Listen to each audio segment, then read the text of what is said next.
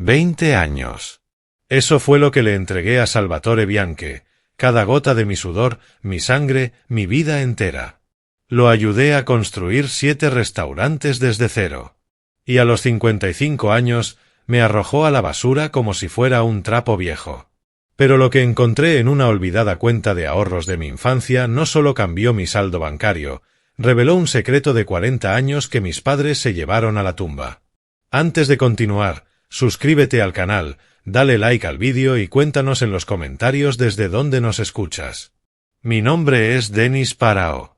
Hasta hace 3 meses, era el gerente de operaciones del Bianchi Restaurant Group, una cadena de restaurantes italianos en Ohio que ayudé a levantar desde un pequeño local hasta convertirlo en un imperio de 7 sucursales. Conozco a cada proveedor, cada receta, cada violación al código de salud que corregimos a las 2 de la madrugada. Entrené a todos los gerentes, resolví cada crisis, y cuando los propios familiares de Salvatore Bianchi le robaron, fui yo quien lo solucionó en silencio para evitarle la vergüenza. No te cuento esto para que me tengas lástima.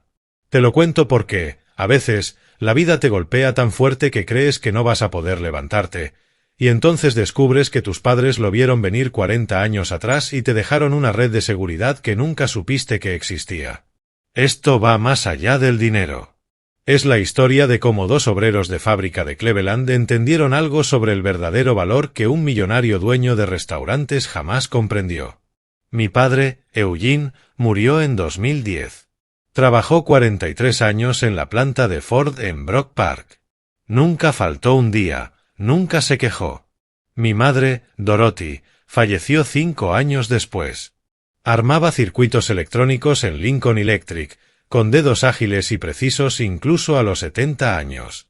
Vivieron toda su vida en la misma casa de 3 habitaciones que compraron en 1978. Manejaban autos usados. Cortaban su propio césped hasta el día en que ya no pudieron. Y, al parecer, mientras recortaban cupones y cazaban ofertas, también estaban orquestando el truco de magia más grande que haya visto en mi vida. Pero me adelanto. Déjame contarte cómo se siente entregar toda tu vida adulta al sueño de otra persona, solo para que te digan que ya estás demasiado viejo para ser útil. Déjame contarte aquella mañana en que entré a un banco con nada más que desesperación, y salí entendiendo mi vida de una forma completamente distinta. Y, sobre todo, déjame explicarte por qué mis padres, que jamás tuvieron más de $5,000 en su cuenta corriente, sabían algo sobre Warren Buffett que algún día salvaría a su hijo de la ruina total. Esta no es solo mi historia. Es la historia de toda persona a la que alguna vez le han dicho que ya no tiene relevancia. Es para quienes se han preguntado si la lealtad todavía significa algo. Y, sin duda, para cualquiera que haya subestimado la sabiduría de sus padres porque venía envuelta en un almuerzo en bolsa marrón en lugar de un título de Harvard. Así que déjame llevarte 3 meses atrás, a aquella oficina revestida de caoba donde Salvatore Bianchi, el hombre que alguna vez me llamó su hijo americano, me explicó que 55 años era, al parecer, la fecha de vencimiento de mi utilidad. Su verdadero hijo, Rocco, estaba sentado a su lado. 28 años, manos suaves que nunca habían limpiado una parrilla ni fregado un congelador a medianoche. Me hablaba de nuevas direcciones y perspectivas frescas, mientras yo observaba la foto en el escritorio de Sal. Era de la inauguración de nuestro primer restaurante, donde ambos aparecíamos cubiertos de harina y riendo porque habíamos sobrevivido a un almuerzo infernal con solo 2 hornillas funcionando. Esa foto estaba a punto de convertirse en la prueba de por qué algunas inversiones tardan más en madurar que otras, y de por qué mis padres, que en paz descansen, eran profetas financieros disfrazados de obreros que guardaban el papel aluminio y reutilizaban las bolsas Ziploc. Comencé a trabajar para Salvatore Bianchi cuando tenía 35 años. En ese entonces, él tenía un pequeño restaurante italiano llamado La Mesa de Nona, en el centro de Cleveland, justo al lado de la calle East Ninth. El lugar apenas tenía capacidad para 40 personas, si las apretabas bien. La cocina era tan pequeña que tenías que girarte de lado para dejar pasar a otro. Pero Sal tenía algo especial, las recetas de su abuela de la Toscana y un sueño más grande que aquel diminuto comedor. Lo conocí gracias a mi primo Frank, que repartía productos frescos a restaurantes. Este italiano necesita ayuda, me dijo un domingo en casa de mi madre. Sus cuentas son un desastre, su inventario un caos. Pero, Dennis, el hombre cocina como los dioses y tiene fuego en el alma. Yo trabajaba como subgerente en una ferretería. Ganaba bien, pero no avanzaba. Mi esposa Joanne estaba embarazada de nuestro hijo Michei, y yo necesitaba algo más. La primera vez que entré a la mesa de Nona, Sal estaba gritándole a un proveedor en italiano mientras removía 3 ollas al mismo tiempo. Me miró, señaló hacia mí con una cuchara de madera cubierta en salsa y dijo: ¿Eres el tipo de los números que me envió Frank? ¿Puedes empezar ahora? Tenía papeles de impuestos en algún lado, quizás en aquella caja. ¿Quién sabe? Y el repartidor del refrigerador esperaba un cheque, pero él ni siquiera sabía si tenía dinero en la cuenta. Ese era Sal, caos y pasión mezclados como su famosa salsa marinara. Encontré sus papeles de impuestos debajo de una pila de facturas de carne. Su cuenta tenía fondos, solo que no había registrado depósitos en 3 meses. Al final de aquel primer día, ya había organizado su oficina desastrosa, negociado un mejor precio con el del refrigerador y ayudado a servir la cena cuando el mesero faltó. «Tú te quedas», declaró Sal al cerrar, entregándome un plato de la mejor lasaña que probé en mi vida. «Te nombro mi gerente de operaciones. No sé qué hace un gerente de operaciones, pero tú manejas todo lo que no sea cocinar. ¿Trato?» Joanne entendió perfectamente por qué acepté. «Cree en ti», me dijo esa noche, con la mano sobre su vientre. «¿Y tú crees en él?» «Eso es raro, Dennis. Durante 20 años, esa fe mutua fue lo que me impulsó.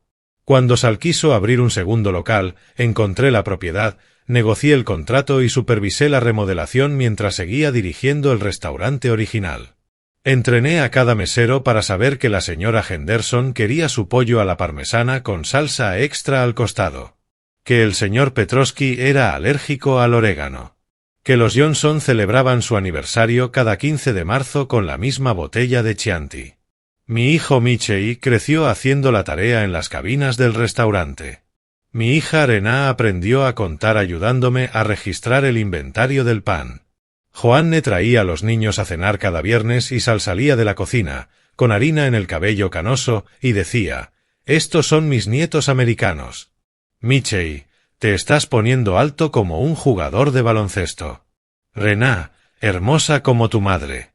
El negocio crecía año tras año. El tercer restaurante abrió cuando tenía 42.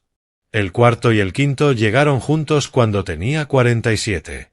Cada vez estuve ahí, desde los planos hasta la inauguración. Sabía que contratistas no iban a cobrar de más, que equipos durarían y que vecindarios abrazarían un restaurante italiano.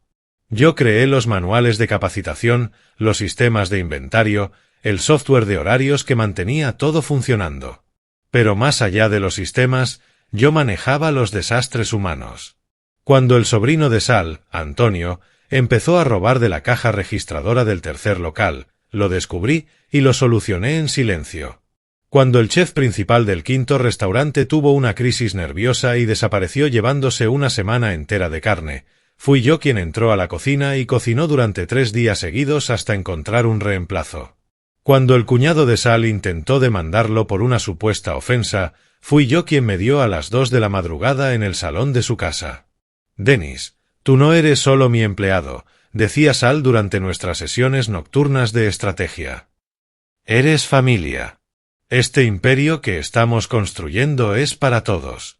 Mis hijos, tus hijos, estamos creando algo que durará». Y yo le creí.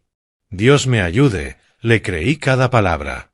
Cuando mi padre murió y necesité 3 días libres para el funeral, Sal fue al servicio, se paró junto a mí frente a la tumba y dijo: «Eugene crió a un buen hijo. Estaría orgulloso de lo que has construido». 5 años después, cuando mi madre enfermó, él enviaba comida al hospicio todos los días. «La familia cuida de la familia», me repetía. Para mi cumpleaños número 55, ya teníamos 7 restaurantes que empleaban a más de 200 personas. Yo conocía el nombre de cada uno de ellos, el de sus hijos, sus historias. Creía que estaba construyendo algo permanente, algo que realmente importaba. Pensaba que la lealtad y la dedicación sumaban seguridad. Me equivoqué con Sal. Pero, al final, también me equivocaba con mis padres, que estaban jugando una partida mucho más larga de lo que yo jamás imaginé. 3 semanas después de mi cumpleaños número 55, todo cambió. Era un martes por la mañana de marzo, inusualmente frío. Llegué al restaurante principal a las 7:30, como siempre. Estaba revisando los recibos de la noche anterior cuando me llamó Marie, la secretaria de Sal. El señor Bianche quiere verte en su oficina. Rocco también estará allí. Rocco, el hijo menor de Sal, recién graduado de la Escuela de Negocios de Wharton, llevaba 6 meses rondando los restaurantes. Vestía trajes de $1000 y cargaba una carpeta de cuero, tomando notas en su tableta mientras nos observaba trabajar a los demás. Jamás había enrollado cubiertos en servilletas, ni se había quedado más allá de las 9 de la noche, ni había enfrentado a un cliente furioso o un congelador roto un sábado. Pero tenía opiniones sobre todo. Entré en la oficina de Sal, en el nuevo edificio corporativo que habíamos alquilado el año anterior. Él estaba sentado detrás de su enorme escritorio de roble, el mismo que yo lo ayudé a elegir en una venta de herencia. Rocco descansaba en la silla de cuero a su lado, deslizando el dedo por su teléfono. Las paredes estaban cubiertas con fotos de las aperturas de nuestros restaurantes a lo largo de los años.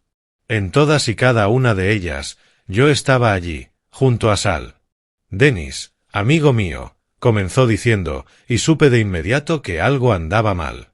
En 20 años, nunca me había llamado amigo con ese tono, como si estuviera disculpándose por algo que aún no había ocurrido. Por favor, siéntate. Me senté. Rocco guardó el teléfono y abrió su carpeta, sacando una pila de papeles con gráficos de colores. Señor Parao, he estado realizando un análisis integral de nuestras operaciones. Empezó, sin dejar siquiera que su padre hablara. Necesitamos hablar sobre una reestructuración. Reestructuración. Miré a Sal, pero él solo observaba sus manos. Sal, el mes pasado me dijiste que las ganancias habían subido un 30%. Estamos a punto de abrir el número 8 en Westlack. El modelo de negocio necesita modernizarse, interrumpió Rocco. Vamos a implementar sistemas digitales de pedidos, campañas de marketing en redes sociales, colaboraciones con influencers. La industria de los restaurantes ha evolucionado más allá de las estructuras tradicionales de gestión. Puedo aprender los nuevos sistemas, dije, con la boca repentinamente seca. Sal, sabes que siempre me adapto. ¿Recuerdas cuando cambiamos al inventario computarizado? Lo dominé en una semana. Sal finalmente levantó la mirada, pero sus ojos estaban vacíos del calor que conocí durante 2 décadas. Dennis, ya eres demasiado mayor para este negocio. Los jóvenes hablan otro idioma. Instagram, TikTok. Rocco entiende ese mundo. Demasiado mayor. Las palabras me golpearon como agua helada. Tengo 55, no 75, repliqué. Trabajo 70 horas por semana. El martes pasado, cuando se dañó la unidad principal de refrigeración en el local número 2, ¿quién la reparó a medianoche? El mes pasado, cuando el inspector de sanidad apareció sin aviso en el local número 6, ¿quién lo manejó? Justamente de eso se trata, intervino Rocco. Ya no necesitamos a alguien que arregle refrigeradores. Necesitamos a alguien que entienda de análisis de datos, tasas de conversión y métricas de interacción digital. Me puse de pie, con las piernas temblando. Sal, yo creé los sistemas que mantienen en marcha cada uno de tus restaurantes. Entrené a todos los gerentes. Cuando tus propios familiares te robaron, yo te protegí. No seas dramático, dijo Sal, moviendo la mano con indiferencia. Es solo negocio. Sabías que este día llegaría. ¿De verdad lo sabía? ¿Cuando me llamabas familia? ¿Cuando estuviste en el funeral de mi padre? ¿Cuándo prometiste que estábamos construyendo algo juntos? Rocco deslizó un documento por el escritorio. 2 semanas de indemnización por cada año de servicio. 40 semanas de pago. Es muy generoso. Miré el acuerdo de despido, efectivo de inmediato. Después de 20 años, ni siquiera podría despedirme del personal. Mis manos temblaban mientras leía la cláusula de no competencia que me prohibía trabajar en cualquier restaurante en un radio de 80 kilómetros durante 2 años. Me estás vetando del único sector que conozco, dije en voz baja. Es lo estándar, respondió Rocco. Firme aquí y aquí. Miré a Sal una última vez. Tú me dijiste que era como un hijo para ti. Se encogió de hombros, con un gesto tan casual que dolió más que un golpe. Tengo hijos. Hijos de verdad. Los negocios son los negocios, Dennis. Firmé los papeles. ¿Qué otra opción tenía? 40 semanas de sueldo sonaban a fortuna, durante 5 minutos.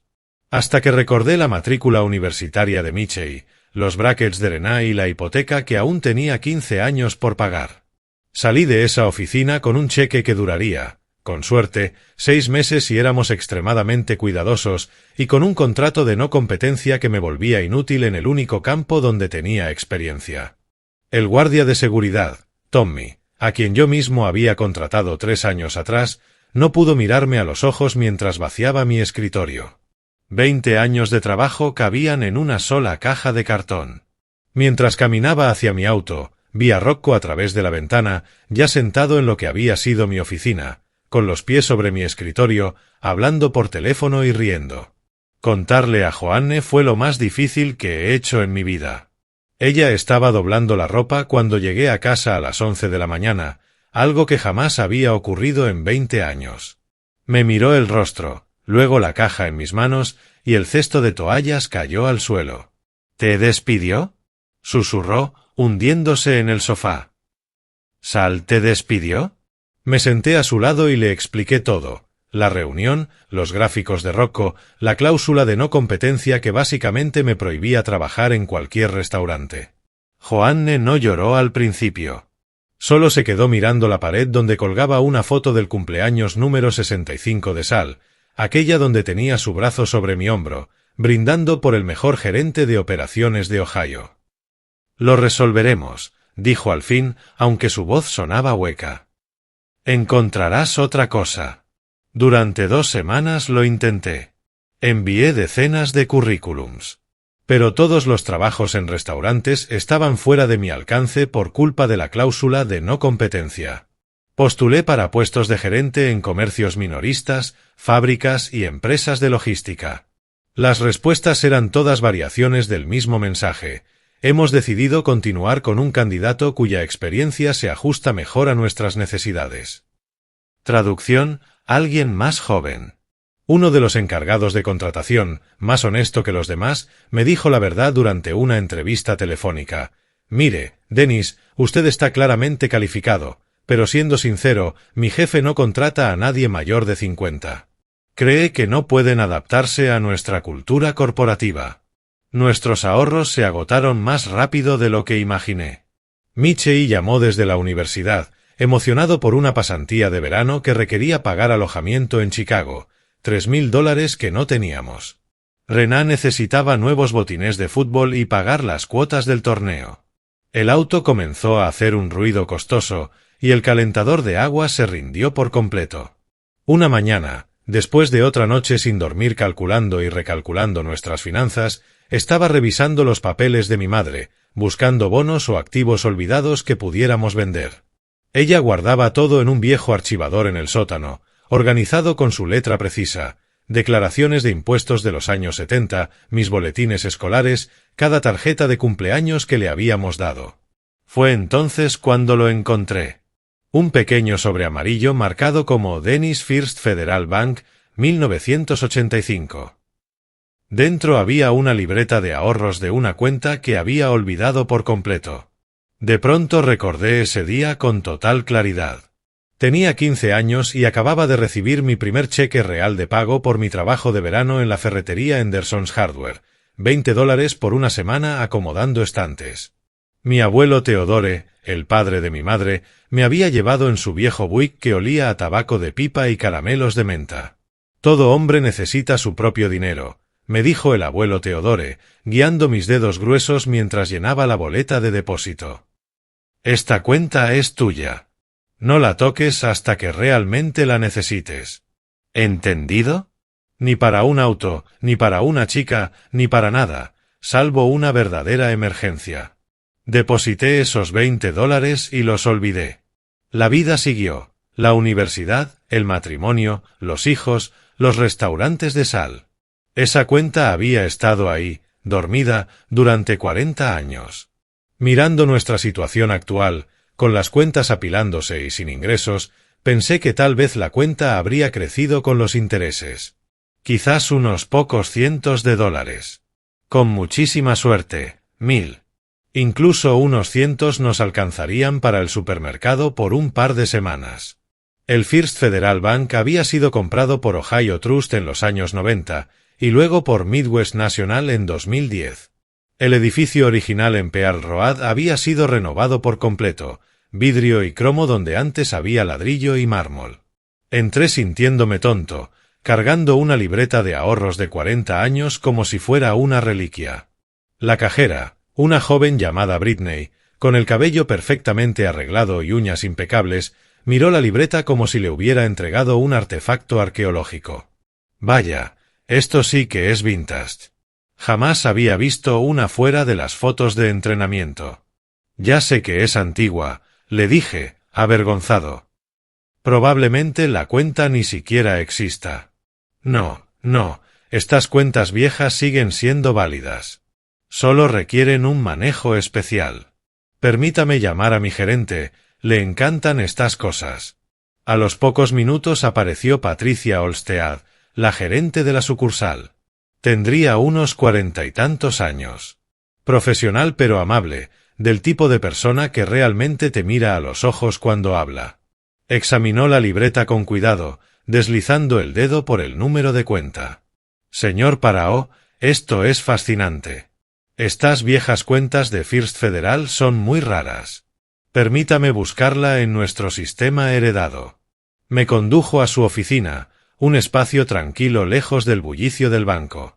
Número de cuenta 00487195. Veamos qué tenemos aquí.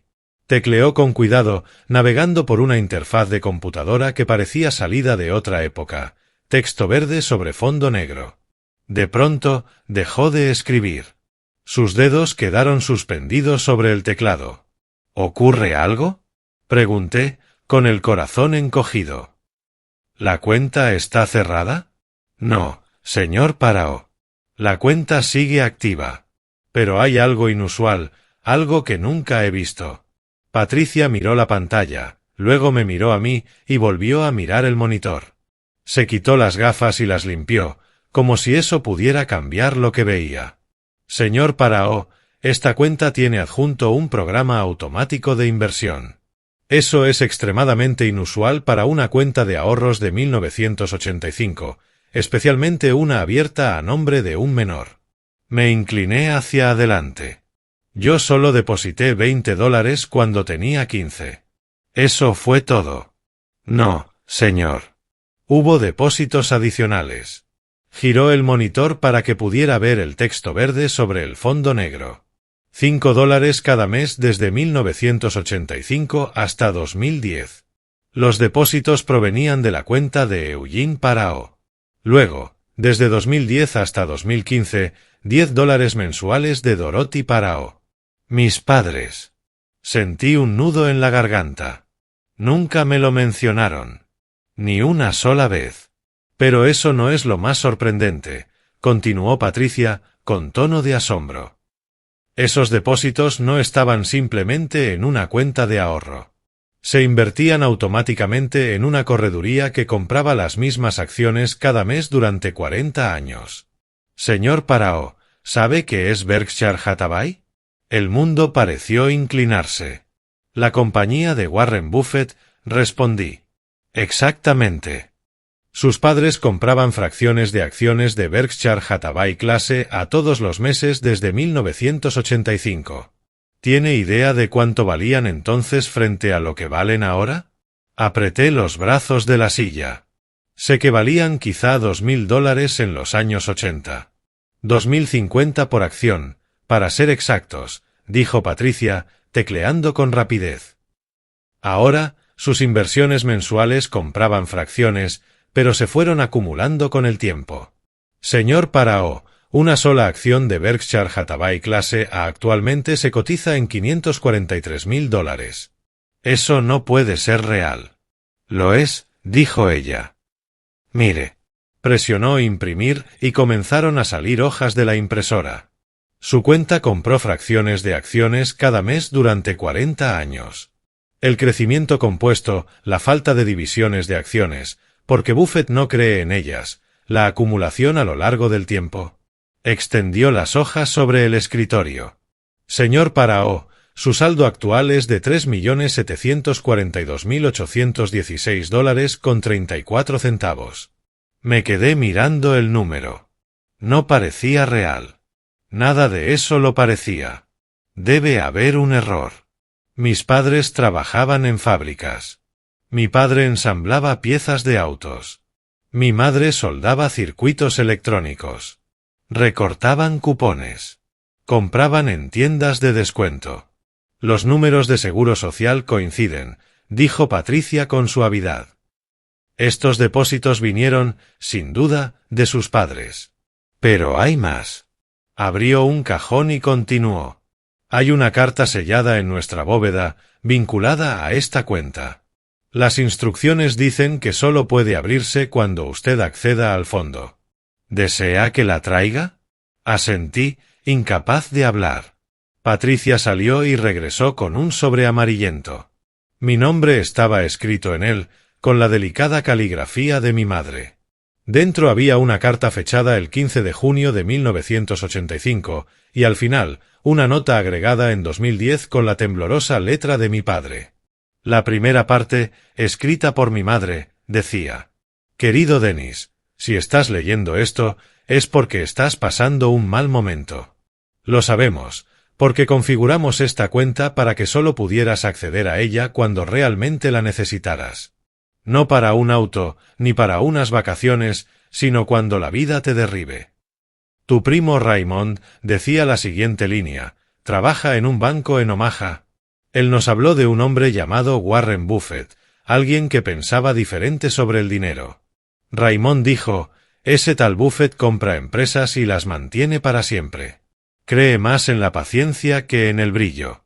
Tu padre y yo no entendemos todos los detalles, pero sí comprendemos esto: las cosas buenas crecen despacio. Los árboles, los hijos, el amor y al parecer, también el dinero bien invertido. Cada $5 que guardábamos salían de algún sacrificio: una comida menos fuera de casa, caminar en lugar de conducir cuando la gasolina subía, arreglar algo en vez de reemplazarlo. Lo hicimos porque sabemos que el mundo puede ser cruel. Sabemos que, a veces, las personas buenas y trabajadoras son descartadas. Si alguna vez eso te sucede, recuerda que tu valor no depende de lo que otros piensen. Tú eres nuestra mejor inversión. Con amor, mamá. La segunda nota, agregada 25 años después con la letra temblorosa de mi padre, era más breve. Aún seguimos añadiendo dinero cada mes, hijo. Buffett tenía razón sobre la paciencia. Tu madre cree que deberíamos contarte, pero yo digo que no. No lo necesitas todavía. Te va muy bien con Sal. Pero si alguna vez lo necesitas, recuerda que siempre supimos que valías más de lo que cualquiera podría pagarte. Papá. 2010. Patricia me pasó un pañuelo. No me había dado cuenta de que estaba llorando hasta que las lágrimas cayeron sobre los papeles. Señor Parao, dijo con suavidad, también hay una nota en el sistema desde el área de inversiones. Sus padres eligieron específicamente Berkshire Hathaway. Nunca diversificaron, nunca vendieron una sola acción. Compraron durante cada recesión, cada auge, cada caída. 40 años de aportes de $5 y $10. Vivían con tanta sencillez, susurré. Podrían haber usado ese dinero. Tal vez pensaron que usted era una mejor inversión que cualquier cosa que pudieran comprar, respondió Patricia con ternura. Me quedé una hora sentado en el coche, frente al banco, sosteniendo aquella carta y leyéndola una y otra vez. Mis padres, que nunca tomaron unas vacaciones que requirieran un avión, que celebraban su aniversario cada año en el mismo asador local, que usaban la ropa hasta que se deshacía, habían estado construyendo en secreto una fortuna para mí, $5 y $10 a la vez. La ironía no se me escapó. Salvatore Bianche, que conducía un Mercedes y usaba un Rolex, que hablaba sin parar de construir un imperio, me había desechado porque creía que mi valor había expirado. Mientras tanto, mis padres, que manejaban viejos Ford y usaban relojes Timex, habían apostado todo a un principio simple: el verdadero valor se multiplica con el tiempo. Cuando por fin regresé a casa y se lo conté a Joanne, se desplomó en el suelo de la cocina, llorando.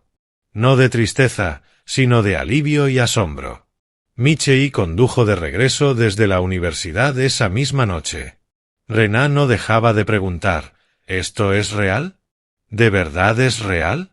Nos sentamos alrededor de la mesa del comedor hasta las 3 de la madrugada, leyendo la carta de mis padres una y otra vez, riendo y llorando al mismo tiempo. Pero el dinero era solo una parte de la revelación. El verdadero regalo fue comprender lo que mis padres siempre habían sabido. Sí, habían invertido en Warren Buffett, pero más importante aún, habían entendido su filosofía. Invertir con valor no trata de ganancias rápidas ni de brillos momentáneos. Trata de reconocer el valor verdadero y tener la paciencia para dejarlo crecer. 2 semanas después, abrí mi propio restaurante. Nada ostentoso, nada parecido a los locales de Sal con mármol importado y muebles a medida. Encontré un pequeño espacio en Lakewood, un restaurante de barrio con buena estructura pero que necesitaba cariño. Lo llamé Eugene and Dorothy's y colgué la foto de mis padres junto a la entrada. La primera persona que contraté fue Marta.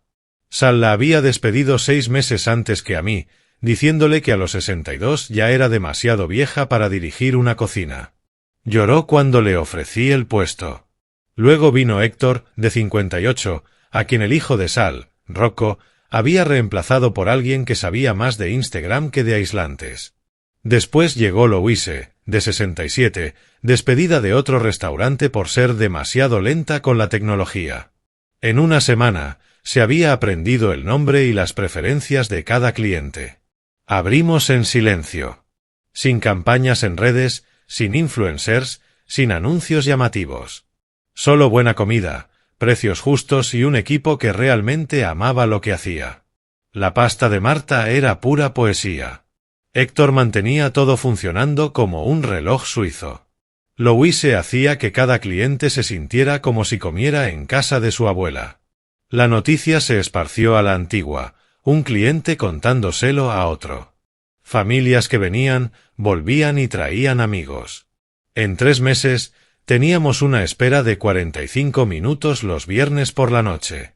Rocco Bianche apareció 6 meses después de la apertura. Se quedó en la puerta de mi restaurante lleno, viéndose más pequeño de lo que recordaba.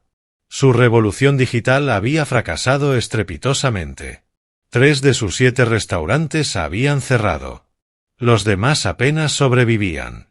Mi padre quiere saber si considerarías volver, me dijo, alzando la voz por encima del bullicio feliz del comedor. Está dispuesto a discutir las condiciones. Miré alrededor. Marta enseñaba a nuestro nuevo cocinero, un joven de 23 años llamado David, a sazonar correctamente la salsa. Héctor arreglaba una silla inestable mientras charlaba con los clientes en español. Louise salía con un pastel sorpresa para el señor Patterson, nuestro cliente habitual que cenaba solo todos los jueves. Dile a Sal que gracias, pero soy demasiado viejo para su negocio, le respondí. Estoy en la edad perfecta para el mío. Rocco se fue sin pedir nada. Supe después que 2 restaurantes más de los Bianche cerraron ese mismo año. Sal se retiró a Florida. Su imperio quedó reducido al restaurante original, la Mesa de Nona, ahora administrado por su sobrino. Mientras tanto, Eugene and Dorothy's prospera. No somos un imperio. Somos solo un restaurante, pero uno que hace las cosas bien. Mis padres lo habrían amado. No por el éxito, sino por la filosofía que lo inspira.